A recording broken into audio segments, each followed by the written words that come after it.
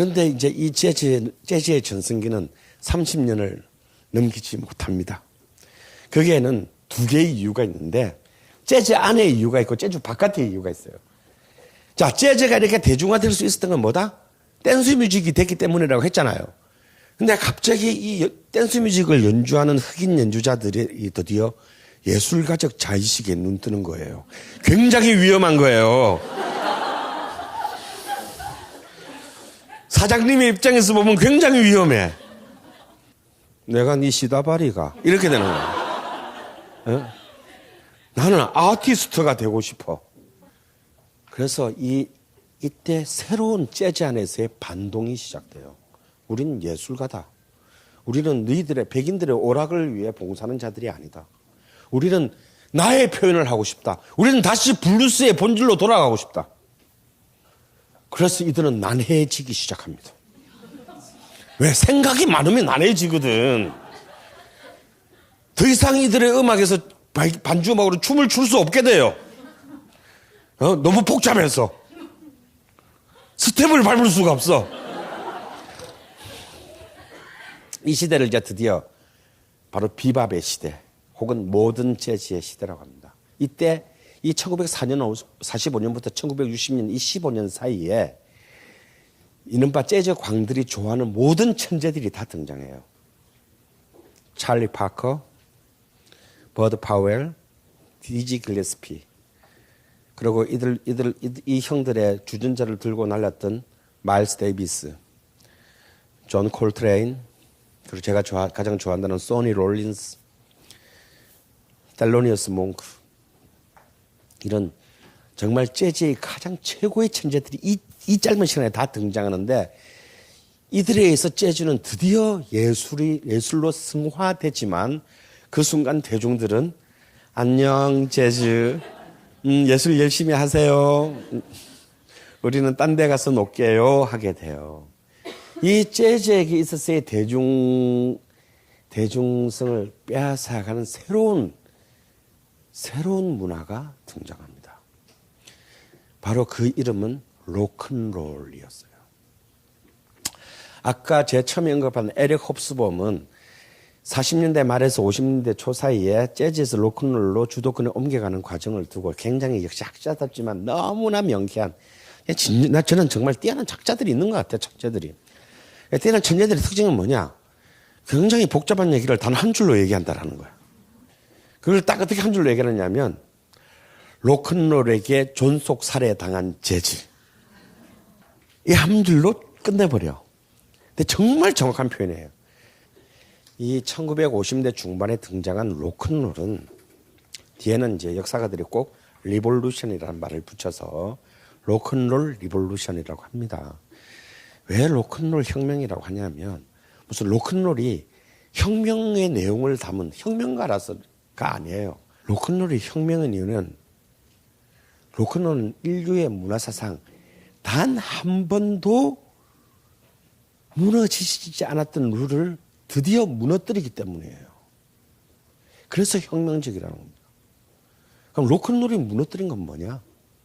로큰롤이 무너뜨린 것은 바로 어른들의 세계였어요. 이게 뭔 얘기냐고요?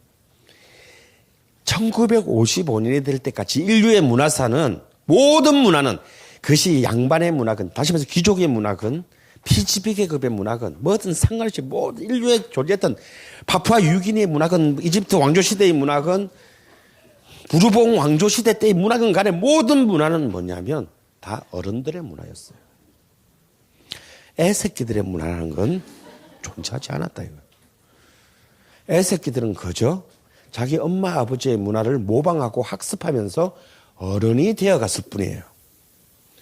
이 미묘한 시점에서 정말 이 상황을 영화로 가장 잘 찍은 감독인데 바로 스티븐 스필버그의 수제자인 로버트 제메키스의 데뷔작인 그 백 투 더 퓨처 1편이에요.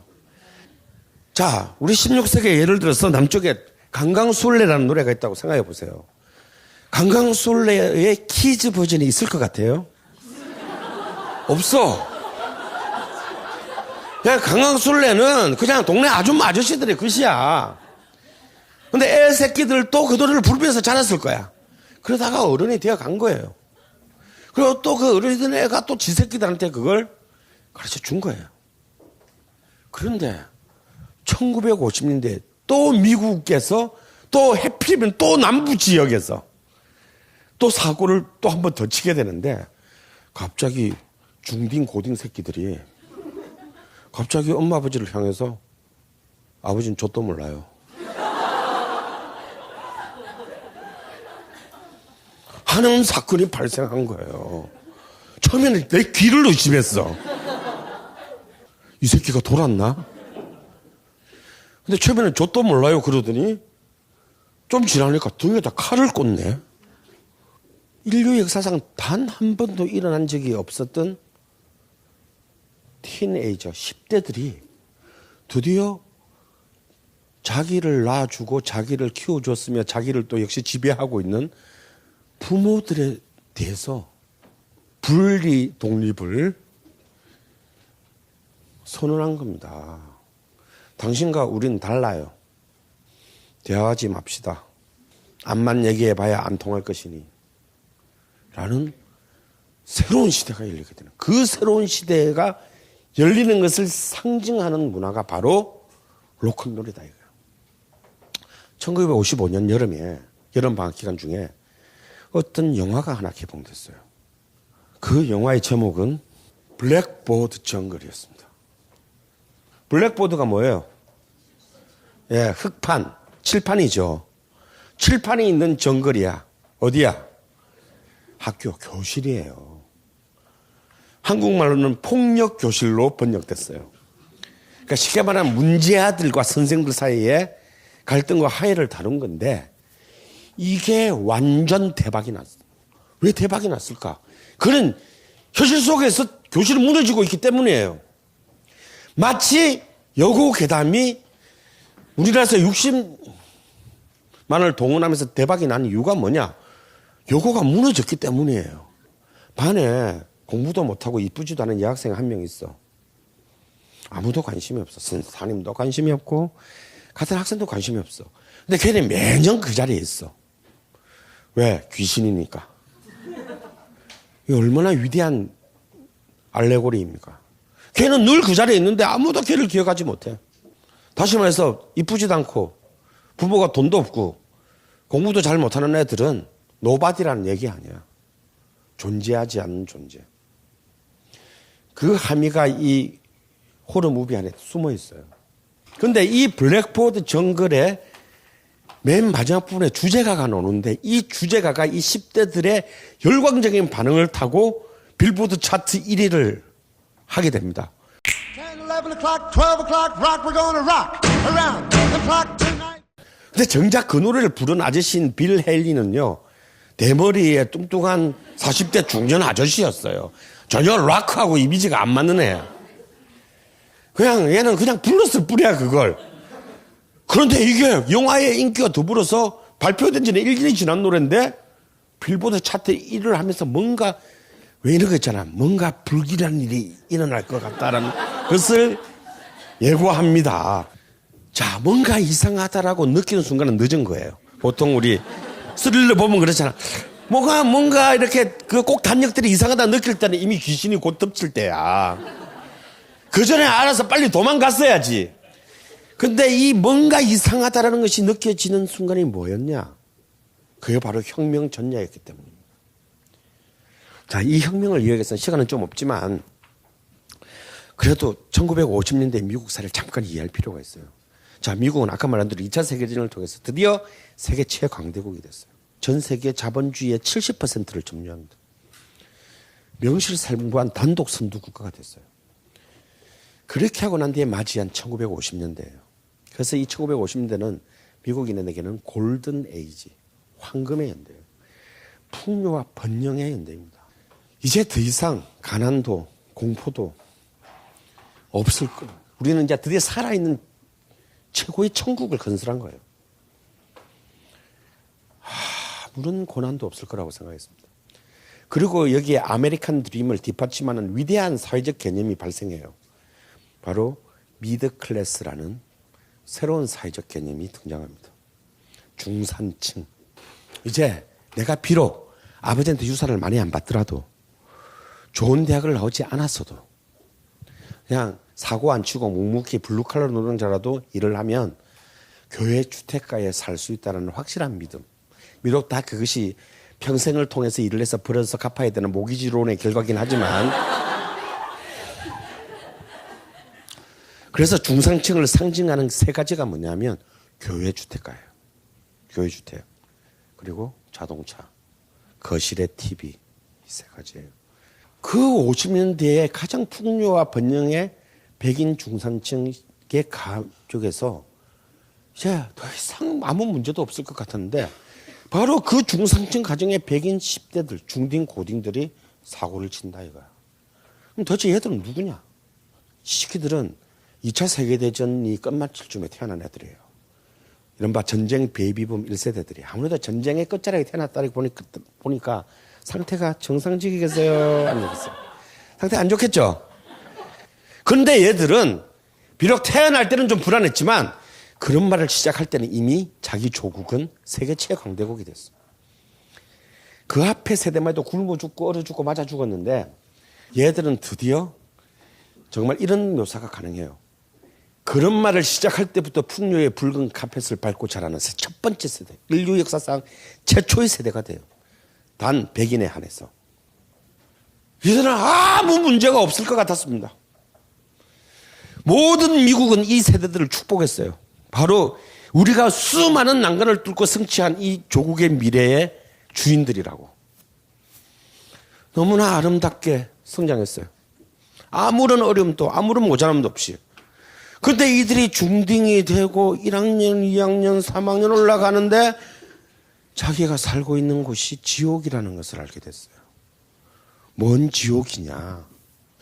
이들은 세 겹의 억압 속에 갇혀 있는 자기 자신을 발견하게 됩니다. 그 첫 번째 억압은 바로 블랙보드 정글, 교실의 억압이었어요. 어느 순간 공부 못하는 새끼들은 사람이 아니야. 선생도 개무시하고 가도 친구끼리도 개무시해. 왜? 다 중산층이 되다 보니까 다 대학에 갈 수 있거든. 근데 그때나 지금이나 미국이나 한국이나 좋은 대학은 언제나 작아. 그래서 그 경쟁이 너무 치열해진 거야.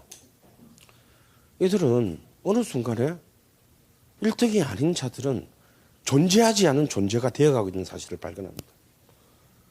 이 교실에 가면 바로 너무나 평화로운 천국 같았던 바로 자기의 집, 가족의 억압으로 이어지게 돼요. 그렇게 사이가 좋았는데 엄마하고 아버지하고. 저는 70년대 때 10대 중고등학교를 보냈어요. 그때는 정말 다 먹고 살기 힘들었어요. 그죠? 우리 엄마 아버지도 다 아침 일찍 나가서 밤늦게까지 일을 해야 했었어요. 그래서 그냥 내 새끼가 어디 가서 살인이나 안 저지르고 들어오면 그래 괜찮은 거야. 물론 공부까지 잘해주면 고맙지만 그것까지를 기대하기는 내가 사는 게 너무 힘들어. 근데 이제 묵고 살만해지고 시간이 많아지면 애들을 보는 시간이 많아지잖아요. 처음에는 지 새끼니까 귀엽지. 근데 시간이 자꾸 지나면 슬슬 꼽기 시작해. 왜 그럴까? 간단해요. 내가 니한테 못해준 게 뭔데? 밥을 굶겼냐, 학교를 안 보내줬냐, 학원을 안 보냈냐, 씨발 운동화도 라이키, 리복, 씨발 메이크업으로 다 사줬다. 그런데 왜 공부를 못해? 이거 아니에요. 이때부터 이제 지옥이 시작되는 거예요. 자, 근데 진짜 비극은 뭐냐면 자본주의가 성숙할수록 모든 교육 시장은 상대평가제에 의한 무한 자유 경쟁 체제에 돌입한다는 사실이에요. 이게 문제야. 상대평가라는 게 뭐냐면 내가 모든 과목을 95점을 받아도 소용이 없어. 딴 애들 다 96점 이상 받으면 난 꼴찌야. 이 치명적인 문제가 있어요. 여기 앉아 계신 분 중에서 태어나서 지금까지 절대평가 받아본 적 한 번밖에 없어요. 영원히. 운전면허 시험. 그거 말고는 여러분은 다 그 상대평가 속에서 살아남았거나 좌절한 사람들이에요. 그러면 교실은 어떻게 바뀌냐면 간단하게 이렇게 바뀝니다. 한 명의 1등과 1등 아닌 자 39명의 저기로 바뀌는 거예요. 다시 말해서 스카이 대학, 아이비리그를 갈 수 있는 애 한 명과 그런 데를 못 가는 애 다수로 바뀌는 거예요. 이걸 좀 폼나게 말하면 극소수의 엘리트와 대다수의 나고자 아닌 나고자, 드롭아웃으로 양극화되는 거예요. 나는 나고자가 아닌데, 아니 인간이 가지게 될 수많은 미덕이 있잖아요. 타인에 대한 공동체에 대한 헌신성이라든지 자연에 대한 친화력이라든지 근데 그런 것은 측정될 수가 없어. 그 가지게 되는 수많은 미덕 중에서 단지 학업 수행 능력이 개량화될 수 있는 유일한 분야인 학업 수행 능력이 떨어진다는 이유만으로 내가 왜 17살도 안 됐는데 나고자가 돼야 돼요? 왜 이 사회가 내 맞박에다가 드롭아웃이라고 문신을 새기려 드냐고. 이런 족 같은 게 어디 있냐 말이에요. 갑자기 씨발 선생이고 엄마 아버지고 나를 갖다 완전 조수로 봐. 급계는 아예 내놓고 이 원수 같은 놈아라고 애니미로 규정을 해. 자식을. 그깟 공부 좀 못한다고. 이들은 이제 드디어 자신들이 더 이상 축복받은 존재가 아니라는 것을 알게 됐어요. 그런데 10대라는 게 어떤 존재들인가요? 정치적으로는 선거권과 피선거권도 없어. 얘들은 정치적으로는 완벽한 노바디야. 아무런 권리도 행사할 수 없어요. 자신의 공동체의 미래에 아무런 결정권이 없어요. 경제적으로는 기생충이야.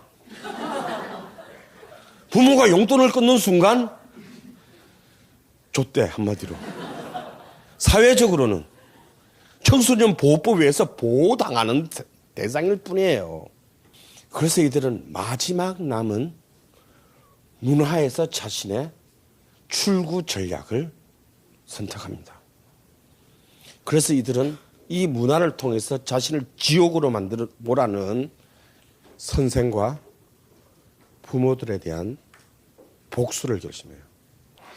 동서고금을 막론하고 이 고딩 중딩들이 부모한테 반항하는 건 똑같아요. 패턴이. 뭐냐? 부모들이 제일 싫어하는 행동을 하는 거야. 그러면 백인 중산층 부모들의 제일 싫어하는 행동이 뭔지를 이들은 알았어. 그게 뭐냐면 바로 백인 중산층이라는 게 뭐예요? 화이트, 앵글로색슨, 프로테스탄트잖아. 모든 종교적 교리를 넘어서는 비백인적 행동.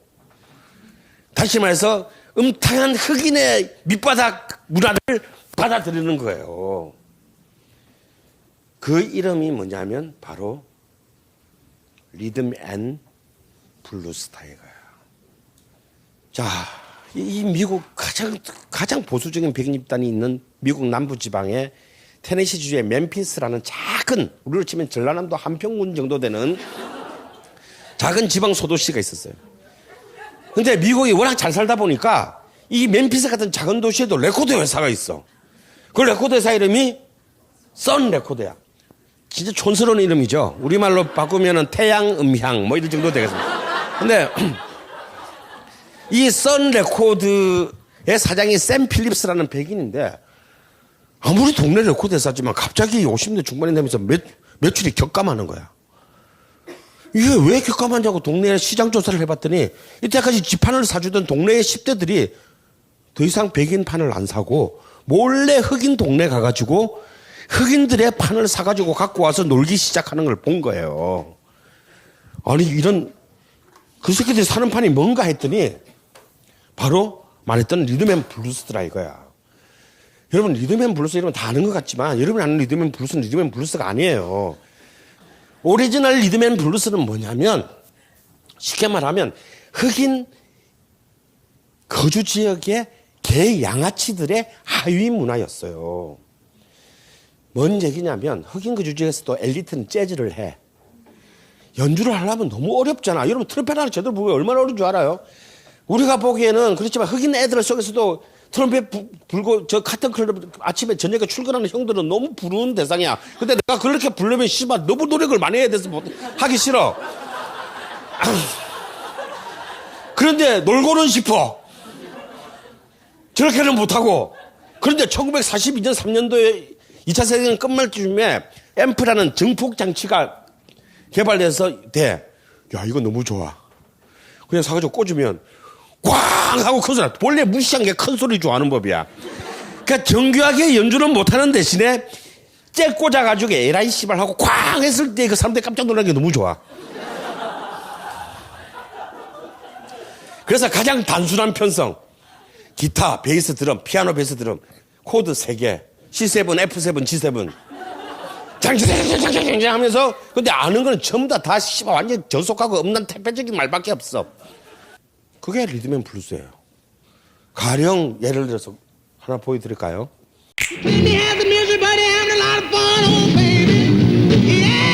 딱 봐도 개 양아치죠.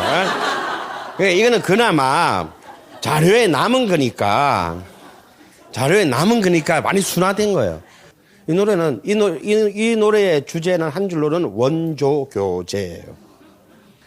She got everything that Uncle John needs. 우리 아저씨들이 좋아할 만한 모든 걸 다 가졌어. 이렇게 시작합니다. 이게 청교도주의가 지배하는 백인 사회의 주류 문화가 될 수 있겠습니까? 절대 안 되지. 리듬 앤 블루스는 뭐냐면 흑인 거주 지역 내에 하위 문화, 서브컬처였다라는 거예요. 흑인 거주 지역 안에서도. 그럼 하위 문화가 뭔지 알죠? 절대 공시화가 되지 못하는 문화 있잖아요. 왜 우리 고등학교 다닐 때 저 늘 뒤쪽에 앉아서 자는 애들 있잖아요. 그 애들 꼭 소풍 가서 노래 부를 때 이상한 노래 부르잖아. 키스해주세요. 앞니빨이 다 빠지도록 이런 노래. 이거 학교에서 배우는 것도 아니고 TV에 나오는 노래도 아니고 이거 어디서 배운지 모르 이상한 노래. 그게 바로 하위 문화야. 그러니까 리듬 앤 블루스는 바로 흑인 거주 지역에 바로 그런 키스해주세요. 앞니빨이 다 빠지도록 이 노래거든. 그래서 이거는 철저히 흑인 거주 지역 안의 문화였는데 이게 어떻게 성장을 하느냐면 리듬 앤 블루스라는 말도 없었어. 양아치들이 지 문화에 이름을 붙일 것 같아? 이 이름을 붙여준 사람은 누구냐면 빌보드 차트예요. 1949년에 이름을 붙여줘. 그러니까 이게 이게 화랑이 되게 되는 건 2차 세계대전 때문이야. 2차 세계대전 때 흑인들이 많이 전쟁에 나갔잖아요. 그러니까 죽었든지 살아서 도든지 간에 돈을 많이 갖고 왔어. 돈이라고는 평생 죽을 때까지 $100 지폐가 어떻게 생긴지도 모르는 흑인들이 갑자기 돈이 많이 생겨요. 근데 이 애들이 저축과 보험 이런 걸 안 해. 그냥 막 쓰고 논단 말이지. 근데 또 걔들은 그거는 있어. 우리 걸 팔아주자. 그래서 이 흑인 거주 지역 안에 흑인들을 위한 레이블들, 레코드 회사들이 생기기 시작했어요. 흑인들만을 상대로 파는. 근데 빌보드는 음반 유통 통계 잡지이기 때문에 그게 어느 놈을 상에 팔리는 숫자는 꽤 많아지니까 전국적으로 야, 요것도 차트 하나 만들어주자. 차트를 그 이전에는 레이시스 뮤직이었어. 레이스 뮤직.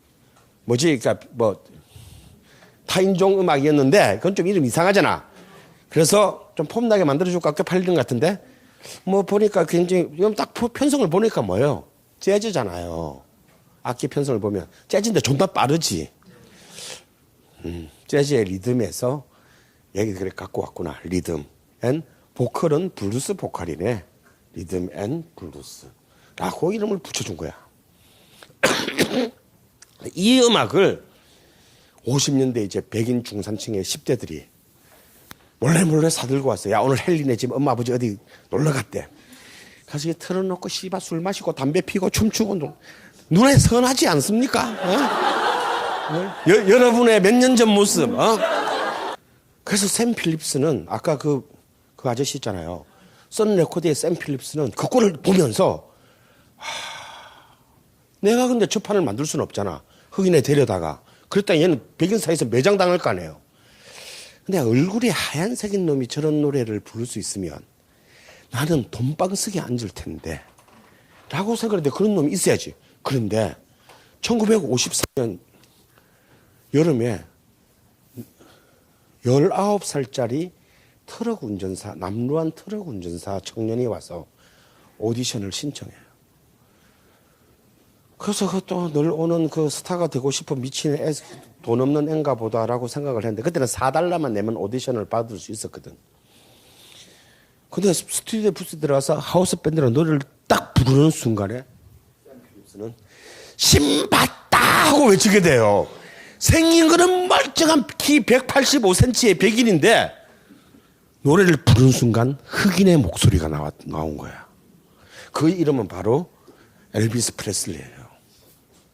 그래서 야, 너 트럭 그만둬. 계약을 합니다. 그래서 1년을 준비해가지고 56년 1월 달에 핫브레이커 호텔이라는 데뷔곡을 발표하는데 이 곡은 무려 8주간 빌보드 차트 1위에 올라요. Well, since my baby left me, well, I found a new place. 발표하자마자 한 달 만에 전라남도 한평군 출신의 트럭 운전사가 미국 전역의 10대들의 영웅이 돼요. 10대들이 미친 듯이 이 판을 삽니다. 그 마치 1992년에 서울 북공고 야간 1학년 중퇴자인 서태지와 아이들이 데뷔했을 때 한 달 만에 전국의 10대들이 그들의 대변인으로 애를 몰아줬잖아요. 서태지가 신해철처럼 서강대 중퇴만 했어도 절대 안 팔렸어. 걔가 북공고 야간 1학년 중퇴자라는 게 중요해. 거기서 이 나고자 하는 나고자들은 정말 자신의 그 신원이나 그러지 자신의 한 맺힘을 얘가 나는 못 풀고 능력이 없어서 내 대신 풀어준 거야 얘가. 근데 얘는 왜 백인인데 이걸 잘할 수 있었느냐. 이게 중요해. 본래 얘는 미시시피주에서 굉장히 가난한 동네에서 태어났어요. 근데 아버지는 주정꾼에다가 술 마시면 엄마 줘 패고 이런 개새끼였어. 엄마는 백인인데도 막 농장에 나가서 막 일을 하면서 가시란지는 먹고 살아야 했어요. 그래서 엘비스가 14살 때는 결국 둘이 이혼하고 일찍 이혼하고 14살 때 더 이상 먹고 살기 힘들어가지고 테네시주 멤피스로 옮깁니다. 물론 엄마는 계속 허드렛 일을 해야 했죠. 그러니까 그 아들내미 공부 잘할 리가 있어? 그러니까 중상진도 못 되는 거지. 굉장히 편모의 힘든 가정에서 자랐는데 지금 이렇게 쉽게 말하면 이렇게 생각하면 돼. 여기가 다 백인 거주 지역이야. 다운타운이야. 저 구석에 흑인들이 살아요. 여기가 흑인 거주 지역이야. 그럼 여기서부터 백인 계속 살다가 여기 흑인 거주인데 맨 마지막에 사는 백인이 있을 거 아니에요. 여기 엘비스 집이야. 엘비스는 독실한 침례교 신자인데요. 교회도 백인 교인은 존나 멀어서 못 가. 흑인 교회는 바로 집 앞에 있어. 그래서 어릴 때부터 흑인 교회에 가서 예배를 봤어요. 그러니까 얘는 찬송가 대신 뭘 불렀다? 가스펠을 불렀다. 그거 동네에서 노는 것도 백인들이 아니고 흑인들하고 놀았어요. 그래서 발음도, 백인들은 굉장히 명료한 발음, 똑똑한 발음을 하잖아요. 근데 흑인들은 뭐 이러면서 이제 막 부르잖아요. 백인들이 계속 어릴 때 그렇게 하고 논 거야. 맹모 삼촌지교의 역발상 버전이에요. 실제로 엘비스의 다른 56도 필름을 보면요. 라이브 공연에서요. 하운드독을 부르면서 하물며 그 뒤에 1983년도에 마이클 잭슨이 전 세계에 붐을 일으키는 문워킹 있잖아. 뒤로 가는 거. 그 춤을 추면서 노래를 불러요. 그러니까 이거는 마이클 잭슨의 오리지널이 아니야. 그러면 엘비스 프레슬리의 오리지널이냐? 아니야. 이미 그 전부터 이미 흑인 동네에서는 애새끼들이 학교 안 가고 길거리에 장판지 깔아놓고 이러고 논 거예요, 이거. 그걸 엘비스는 이제 그냥 뭣도 모르고 따라서 지도 이렇게 한 거예요. 이게 그런데 나중에 완전 대박이야, 이건. 엘비스의 첫 번째 별명이 뭔지 아세요? 엘비스 더 펠비스야. 펠비스가 뭐야? 골반이잖아, 골반. 사실 엘비스가 몸치인 거 아세요? 엘비스가 뮤지컬 이런 걸 못해. 춤을 못 춰가지고, 리듬을 못 맞춰가지고. 얘는 오로지 은뜩이 흔드는 것 뿐이에요. 몸치인데. 근데 그건 정말 잘 흔들어. 왜냐면 어릴 때부터 그놈들랑 그것만 하고 놀았기 때문이에요. 결국 자신의 불우한 환경이 역설적으로 10대들의 반항의 무기가 되어버린 거예요.